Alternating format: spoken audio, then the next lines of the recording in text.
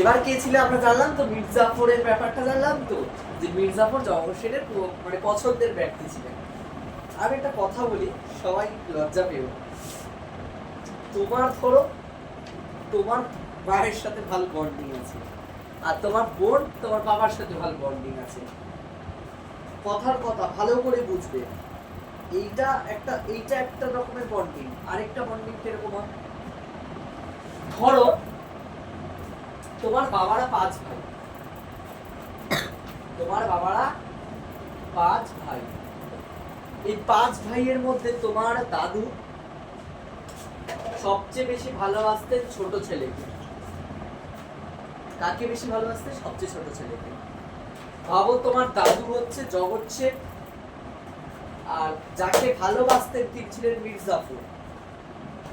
এবার তোমার দাদু কি করলেন, এনার নামে সব সম্পত্তি লিখে দিলেন। মানে ব্যাপারটা বোঝো, সব সম্পত্তি লিখে দেওয়া মানে এনাকে, যেমন দেখো বইতে আছে যে পলাশীর যুদ্ধের পর জগৎ শেঠের সম্মতিতে ব্রিটিশ কোম্পানি মির্জাফরকে নবাব রূপে নির্বাচিত করে। শেষ পর্যন্ত কি করলো, জগৎ শেঠ মির্জাফর মানে তোমার এই বাবার ছোট ছেলেকে নবাব রূপে নির্বাচিত করবে। As a clear? চলে আসো পরের পেজে, শর্ট কোশ্চেন গুলো বলে দিই। বাংলার বর্গী হারাটা লাগবে না, ঠিক আছে, টুকরো কথাটা। এবার দেখো এখানে একটা প্রশ্ন আছে যে আলীবর্দী খান কবে মারা যান। দেখো এবার আলীবর্দী খান কবে মারা যান এইটা ক্লিয়ার হলো। এবার 1756 খ্রিস্টাব্দে আলীবর্দী মারা যাচ্ছে। আলীবর্দী মানে নেক্সট পার্টে কি আসছে, আলীবর্দী। তাই আলীবর্দী কবে মারা যান এটা খুব ভাইটাল স্যার, তাই লিখে দিলাম আলীবর্দী খান কবে মারা যান। বলো টয়লেট যাব, যাও তাড়াতাড়ি আসবে।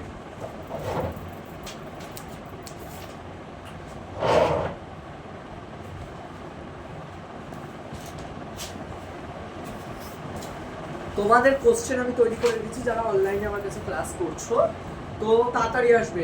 তোমাদের যারা আমার কাছে অনলাইন ক্লাস করছো তাদের আমি প্রশ্ন তৈরি করে রেখেছি, খুব শীঘ্রই তোমরা কোশ্চেন পাবে এবং পরীক্ষা দিবে।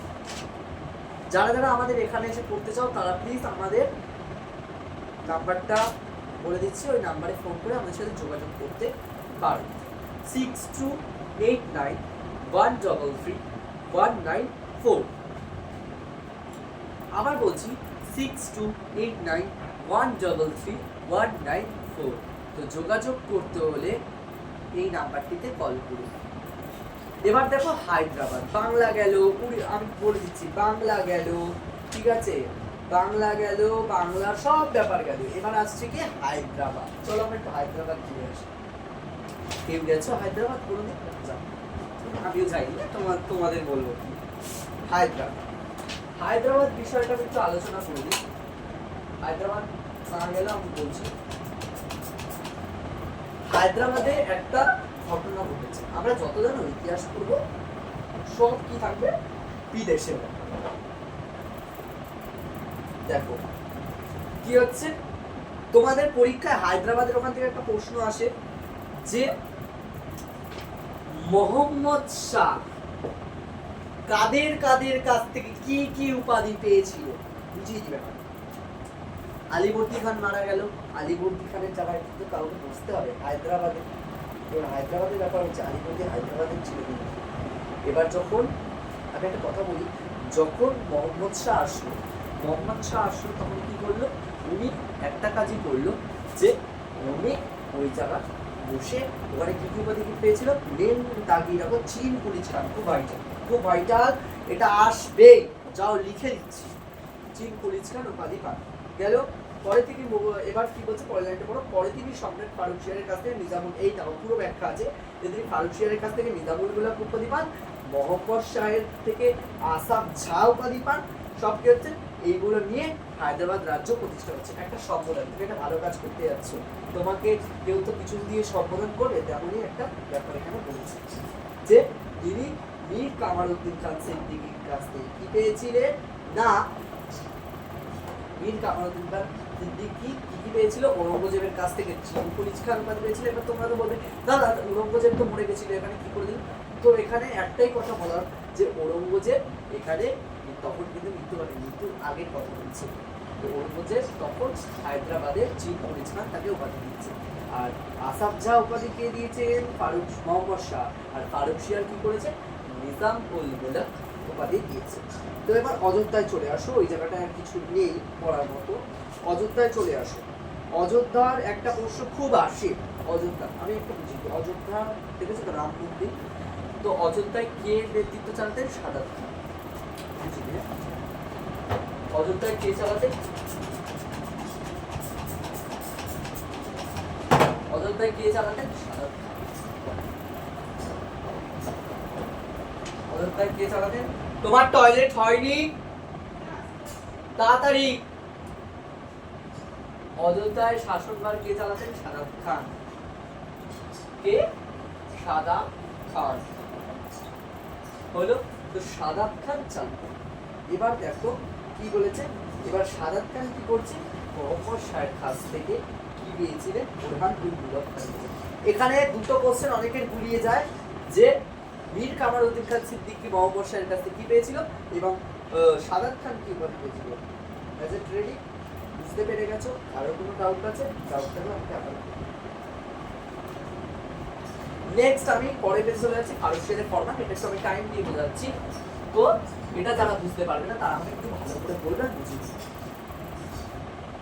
1717 খ্রিস্টাব্দে এবার দিল্লিতে আসছি। কোথায় আসছি? দিল্লিতে। দিল্লির মুঘল সম্রাট একটি আদেশ বা ফরমান জারি করে। একটু বোঝানোর জিনিস আছে।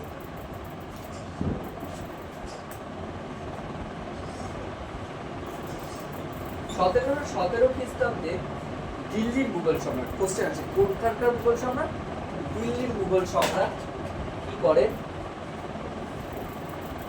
একটা ফরমান জারি করে। ফরমানটা কারা কারা মানতো, ফরমান মোতাবেক কারা চলতো, এটা একটা তোমাদের ধারণা আসতো তো। তো ব্রিটিশ ইন্ডিয়া কোম্পানি এই ফরমান মোতাবেক চলতো। তো এক সময় কি হয়েছে যে বাংলাদেশে এটা পড়বে, ফারুক শিয়ারটা আসবে। আমি কত যেগুলো বলছি আসবে সেগুলো একটু আন্ডারলাইন করবে, কিন্তু ফারুক শিয়ারের টিকা বলে আন্ডারলাইন করে দেবো।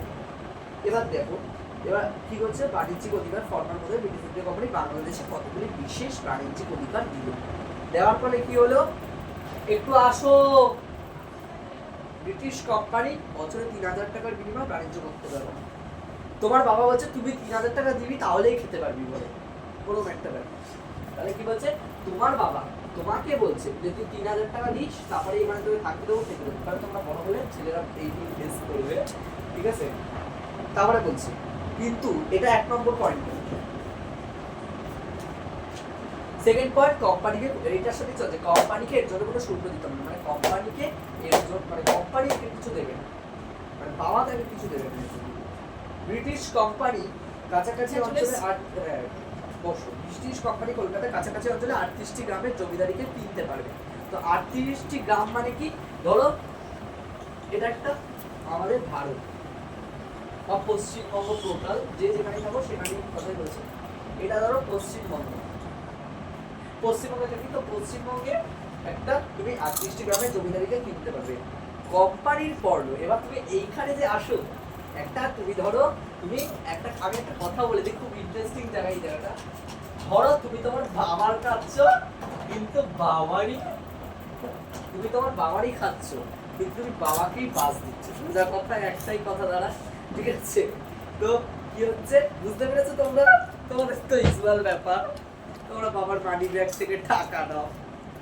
তো দেখো কোম্পানির পর্দকেও চুরি করলে 38টি গ্রামের জমিদারিকে সে কিনতে পারবে, 38টি গ্রামের জমিদারিকে কিনতে পারবে, কিন্তু কোম্পানির পর্দকেও চুরি করলে, এই যে বললাম বাবার পকেট থেকে মাইনে চুরি করলে বা মাইনের পয়সা চুরি করতে সবাই পর্দকেও চুরি করলে বাংলার নবাব থেকে সাজাতে হবে। বাংলার নবাব তখন কে ছিল? বাংলার নবাব ছিল মুর্শিদ কুলি খান। আমি এটা বারবার বলছি, কিন্তু এবার কি হচ্ছে, তুমি নবাব শাস্তি দেবেন এবং কোম্পানিতে ক্ষতিপূরণ, মানে একদিকে বলছে শুল্ক দিতে হবে না, কিন্তু যখন বলছে তখন কিন্তু ক্ষতিপূরণটা দিতে হবে। এবার কি হচ্ছে, জাহাজ, 4 নম্বর পয়েন্টটা বুঝিয়ে দিয়ে আমি ভিডিওটা এন্ড করবো। তো জাহাজ, এই জাহাজের ব্যাপারটা আমি একটু বলে দিই। এই তোমার কোম্পানির যে জাহাজ, যে একটু মানে বাণিজ্যিক উপায়ে তুমি কাজটা করবে, এখান থেকে এখানে তুমি কাজটা করবে, এটা ধরো পশ্চিমবঙ্গ আর এটা হলো তোমাদের বাড়ি, তোমাদের পশ্চিমবঙ্গ থেকে তোমাদের বাড়ি এইটুয়ারি যেতে যতটা দূরত্ব, এর মধ্যে তোমাকে কি করতে হবে, অনেকে মানে বলে ট্রাফিক পুলিশ আছে রাস্তার মধ্যে তাকে হেলমেট না পরে গেলে যেতে হয়, যে ট্রাফিক পুলিশ কি হয় ধরে, তো এইটাও সেম কথা, ট্রাফিক পুলিশ ধরে। তো তেমন এখানে হচ্ছে কোম্পানির জাহাজের অনুমতিপত্র থাকলে সেই জাহাজ অবাধে বাণিজ্য করতে পারবে, ঠিক আছে। আর মুর্শিদাবাদের টাকশাল অনিয়মিত তোমাদের জন্য খোলা থাকবে, মানে তোমাদের জন্য বলতে এখানে ভারত মুঘল সম্রাট কথাটি বলেছে। তো আজকে এই ভিডিওটি শেষ করার আগে আমার একটাই কথা, লাইক অ্যান্ড সাবস্ক্রাইব কেউ করতে বলবে না। আর যেটা বললাম, যার যেখানে অসুবিধা সেখানে আমাকে জিজ্ঞাসা করবে। এটা ছিল পার্ট 1।